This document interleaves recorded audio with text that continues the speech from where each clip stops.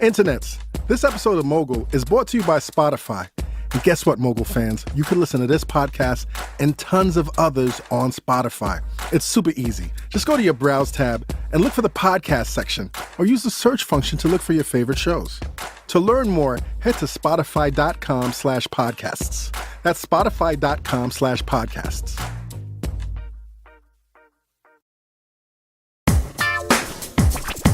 Hey, yo, Internets, what's good? This is Reggie Ossé, and welcome to the second part of our Behind the Beat series. And this is where we break down the sound of Mogul.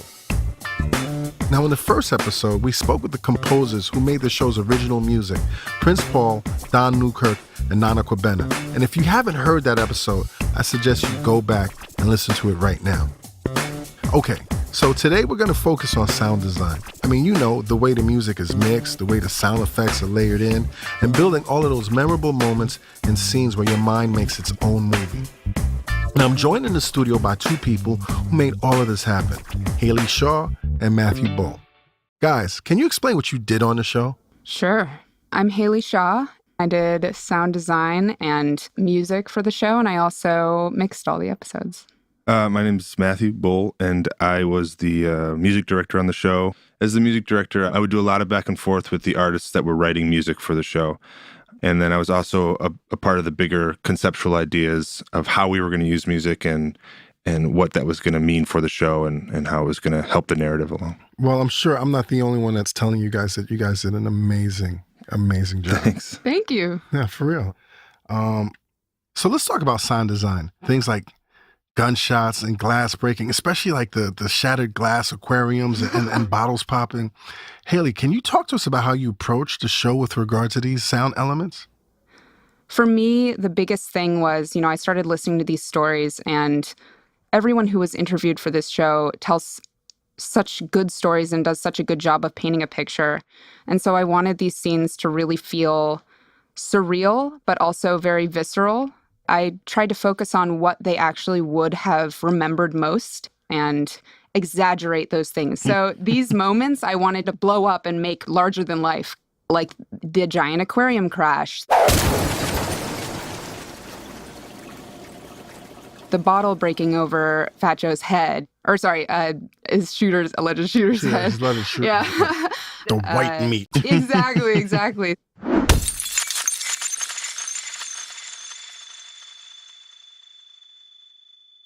And, certain things like a big pool splash, something that wasn't as ambient. And I would apply delay to it to make it sort of strange and like you're not just hearing a splash in a pool, you're hearing a sound object that is crazier than just a splash in a pool. There are a lot of places in which I wanted to play with how we used music.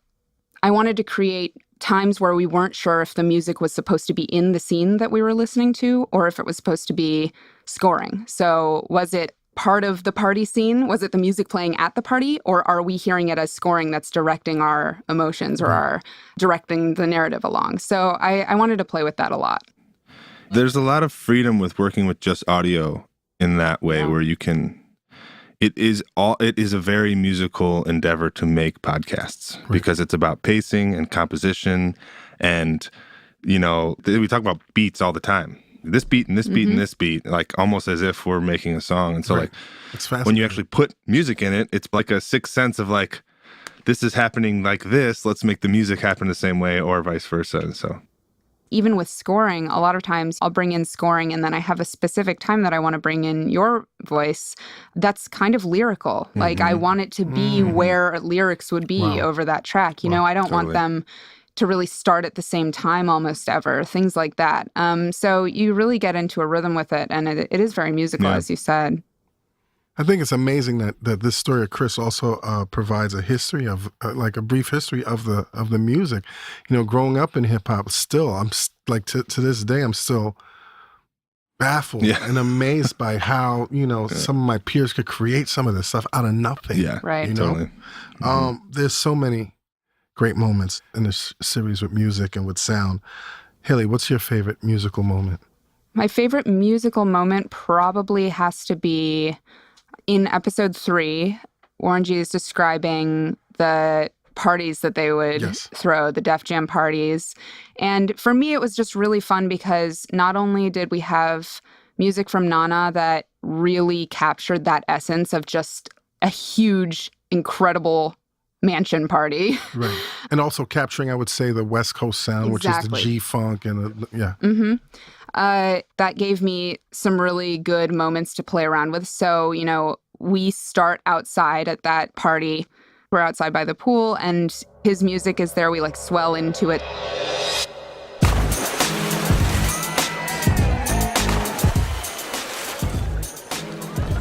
And Warren G says, we rented a mansion, and I used that as a cue to actually filter Nana's music into the scene.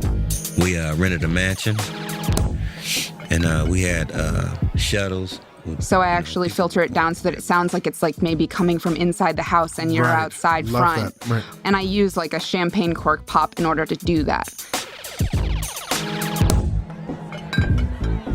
So it happens in one moment. It's really small, but basically what it does is give leeway for the rest of the scene to be couching his voice so that he can tell the story over that ambiance that then slowly grows to the end of the scene. And it also signifies to us okay, we've heard all of this crazy sound design. Here we are, now we're in this story. And so it gives the listener a sense. You're immersed in that actual environment. Exactly. Right. Yeah.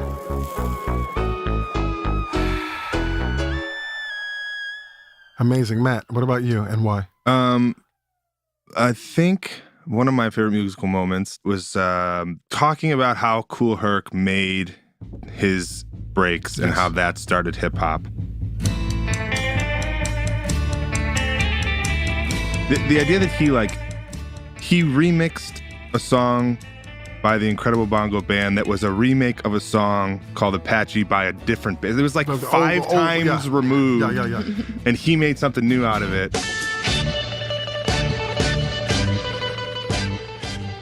That was amazing to me. It blew my mind. And it was it's what music is, right? Pretty much. It's just people I love that. I'm going to make something like that. But he just did it in a way that was super interesting. And we could listen to it. Super effective. Super effective, yeah. And he was doing it very much for, he was just trying to get people to dance. And there wasn't a lot of pretension around it, which was awesome. It was just I just like doing this. And then all these people like it and that's it. Exactly. And it was really nice. I really like hearing stories like that. Can we talk about the process of that making episode 1? Yeah, episode 1 was really hard, as episode 1 is always really hard. Is it for every show? Yeah. Really? Yeah. Because you're trying to build the conceit around why people are hearing what they're hearing, and you're trying to include this is the entire show in one episode, right. And then the rest of the show is you just explaining what you were trying to do in episode 1, and so the music had to be right. I remember, I think it was you had a big note about the park jams multiple times where it was it just doesn't feel like a park jam. Right. I don't know how to describe to you how a park jam feels, but that one doesn't feel like it, right. And so we kept having to go back and try this and try that and ask Paul to do another take, ask Don to do another take. At one point, we even just took a park jam off YouTube and put it in there to see if that would work. Right. Yeah, sort of just to try to get the right vibe, Yeah. actually try to demo what was out there already so that we could see, okay, does this feel right? And sort of what are we working toward? Mm-hmm. So yeah, it was just really difficult to get it right and really, really important to get it right. And I think that you specifically had such a vision for it because, once again, you lived it as well. Yeah, and you wanted it to feel like that. Yeah, I mean, especially because we're being so truthful about Chris's life, right? Yeah, and the issues surrounding his death. We definitely had to be very truthful about the music. Yeah, I definitely felt from a sound design perspective, that was just of utmost importance to me because I wasn't there, right? And I can do my best to embody something, but at the end of the day, this is not my history, and I was not there. And so you have to design based around, how can I respect this most, and how can I get this right, rather than just throwing whatever in there and just being well, it's probably that. Yeah. I mean, No. that was my main concern, is that some members of my audience, my core audience, knowing that I came up in that era, Right. like, how harsh did they judge me? Like, Reggie, you knew better than that, So, like, the pressure was definitely on. As it should be, as it should be. I'm glad. Let's go to the park jams. About 6 o'clock, they start setting up. Then the music come on, and then you start hearing the music a little bit. So now everybody's like, oh, the jam is starting. People run upstairs, put on their good stuff, because, you got the girls in there now, so now you want to make sure you're cute. So you go in there, you put on your new green leather jacket, or you put on your new Pumas. Back in the days, Wanted the jam to get a little bit more full as the evening went on. Yeah. I love how you put it outside, too. Yeah. Like, it's great. And concrete. You can't have, it's not like you're in a room of plush, you have to, everyone's enjoying the night air. Yeah. Definitely capture it. I love this part.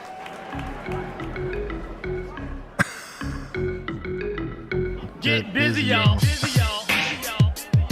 You locking and you popping and you moving at the same time, and you moving, you got your muscles pushing and you got your shoulders moving, and you moving your head one way and then you moving your head the other way. Crazy. How close did it get? I mean, it definitely. I mean, particularly ending with an actual record. Yeah. Like the Pee Wee Dance, which was such a big. Yeah. To us back then, that was such a big song, because I mean, when you look at the backdrop of what was going on in hip hop, you had a lot of stuff going on. But when you listen to what was going on within this setting, it was so innocent. There's a lot of elements going on that weren't innocent. But as kids, being in that circle at the time, it was just so innocent. All we wanted to do was do the Pee Wee Dance and drink and maybe smoke and wear some nice clothes. That's all we wanted to do. Yeah.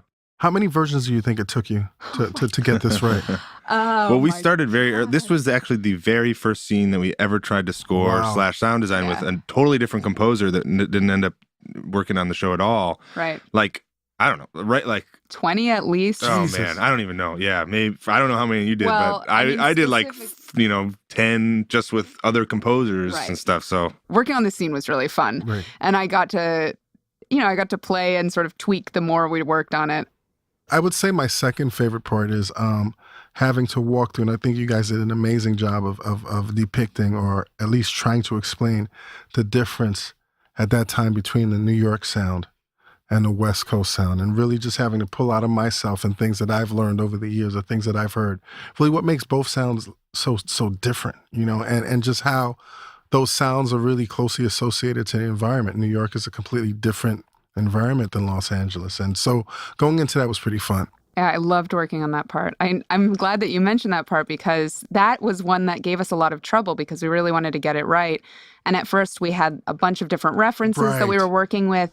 And then we sort of just boiled it down and realized, like, we need to just be very clear here. There was an environmental divide between these two places. There are so many things that make the East Coast and the West Coast the West Coast, and the music comes out of that. And designing that scene was really fun because we really pushed that up. So we had all of these really aggressive sounds. I made a really aggressive New York. Yeah. Of course. I had some jackhammers, I had the train, I had all sorts of stuff. I also was able to just play around with, not explicitly, but sneakily making a lot of those sounds on beat.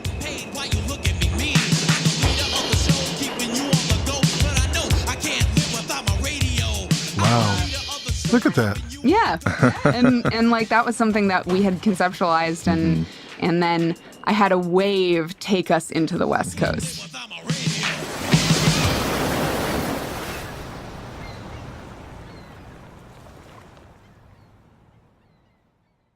There's only one complaint I had. This is not on record. Yeah, keep it. There's only one complaint I had. Put the complaints on there. Matt Nelson and I would go back and forth, and I would be like, "Listen, the Fat Joe scene where he gets shot. I want to hear the cocking of the gun, and but it's in there. Is it the is it the cock? Is it in there? Yeah, it's in there. Because initially I thought that Matt was trying to brush me off. Like, yeah, we'll get that. We'll get to that. Oh no, it's in. I like actually really push for that because essentially what we have is. He says the blood starts running down his face. Yes. And that's when I bring in our musical cue. But it's not, the beat hasn't dropped yet. So it's just, just the musical cue starting. You hear it start to build. You kind of get like a bristle on your neck, hopefully. And then it's boom, and the beat drops. Right. That's like one of the things that I pushed for because I was like, I have to do this. And he's like, and I knew I had to run. Yeah. And he's running, he's running.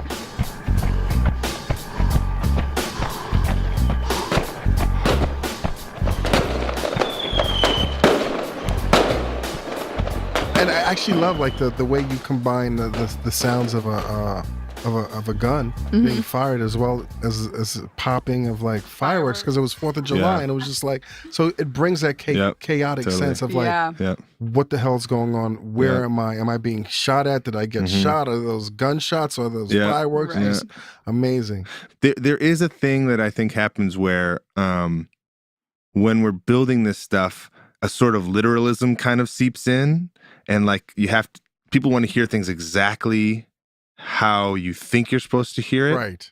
And I do think there's room of like representation, especially like musical representation or sonification, where you're creating stuff that isn't the exact thing, but it's pointing to it or it's making you feel that. And I actually think you did that really good job in a lot of the show of doing that exact thing. Right. We did that with the 50 Cent thing too. Yeah. The idea was like hit the snare 9 times really hard.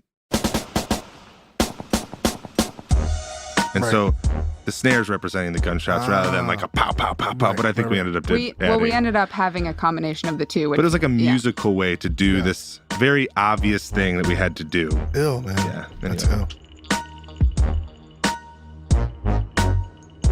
I just love this process, and it was a definitely difficult process. The first time I'm working on something this extensive, but like every time you guys did your magic, I was like, okay, this makes sense. We're doing something. We're not just... Everyone felt really passionate about it. Everyone felt really good. You guys were amazing. Matthew Boll, Haley Shaw, like this has been such an honor to work with you guys. It's an honor to work with you. Are you kidding? Thanks so much. Thank you.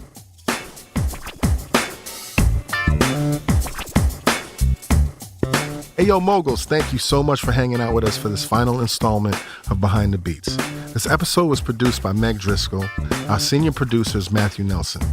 We were edited by Caitlin Kenny, sound design and mixing by Haley Shaw, music supervision by Matthew Boll. Now, I know you're probably like, fuck, these guys have released more bonus episodes than real episodes. And that's facts. We have. But we figure that as long as you keep fucking with us, we'll give you more and more content. So keep an eye out on your feed because we're going to drop a recording of our live show next. And if you like what we're doing here, leave us a rating and a review on Apple Podcasts. It's a great way to help others find out about the show. For more bonus content and information about the show, follow us on Twitter. The handle is @Mogul. Internets, be safe.